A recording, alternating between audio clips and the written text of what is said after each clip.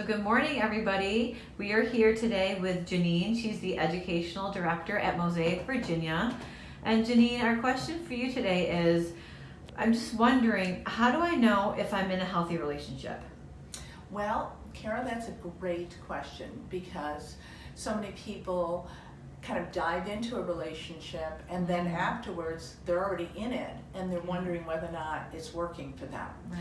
So it's really good to kind of assess that ahead of time before you really get yourself emotionally involved. So I guess I would say the first thing is to make sure it's life affirming. Okay. And by that I mean stop and examine what your life affirming values are. And do you know what you value? And if what you value is life affirming to you personally, and then examine those values. And what I mean by that is things like mutual trust. Is there mutual trust in the relationship where you know you can trust that person's word, their activities, and that they're a person of their word, that they say what they will do or what they won't do. And then mutual respect. You know, I oftentimes tell women specifically, you have a voice, let it be heard. There's no reason why you can't express how you feel or what you need and expect that to be heard in the relationships. And then obviously communication is a huge important part of every relationship, and that is on both parts, that each of you hear the other one and become good listeners and value what the other person is saying, not talking over them or waiting to interrupt them, but to really hear what they're having to say and in really mirroring back to them what you feel you heard, because perception is 90% of our reality. So a lot of times we don't realize that we're not hearing what the person is trying to say. So communication is also a big important factor in a healthy relationship. And then safety.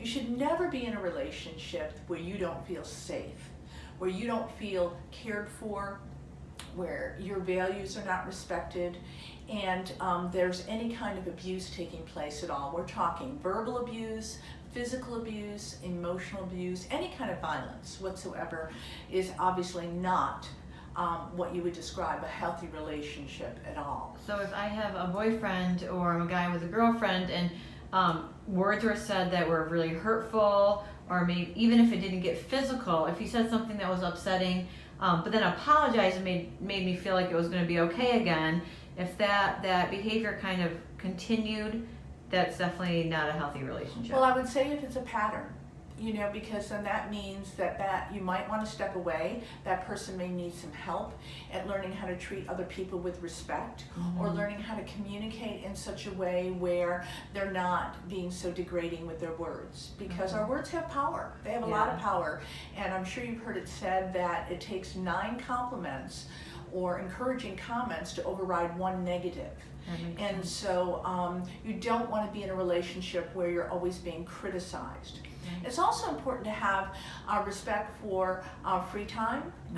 You know, you don't necessarily have to do everything together, and also respect that that person has the ability to have other friends, and then also, but yet to take interest in one another's hobbies or activities or work, so that you're showing that that person is of value to you.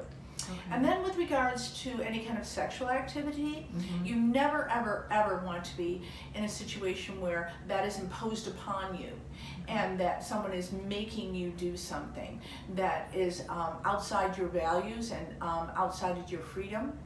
And I always encourage people to actually refrain from engaging in sexual activity early on in the relationship at all. And the reason for that is that a lot of people don't realize this, but there's powerful neurochemicals released in the brain when we're sexually active. And those chemicals, when they're released in the brain, they leave imprints on our thoughts and our emotions and our feelings. And they can actually impair our judgment. They can actually impair our ability to assess whether or not a relationship is healthy or not, because we're getting so emotionally involved from a neurological standpoint. So if you really want to assess whether or not a relationship is healthy, it's really better to get to know the person first, their character first, their values, and see if their life affirming to you, and vice versa, that your life affirming to them. Okay. And then also be honest about your sexual past. Okay. Don't ever hide how many partners you've had or whether or not you've had an STI. And the same is true for your partner. They should be honest about their previous activities. And then lastly, certainly no alcohol or drug abuse should take place in any relationship whatsoever. Okay. Because that's not life affirming. Okay. And so it's basically, I would say in a nutshell, to really examine your values and make sure that your relationship is affirming those values. Okay. Well, thank you so much for talking to us. A lot of us haven't had positive role models. We don't all have parents that are still married. So it's hard to be in a relationship and know if it's healthy, if it's safe, if it's how it should be. So thank you so much for talking to us today. My pleasure. Thank you so much. Thanks.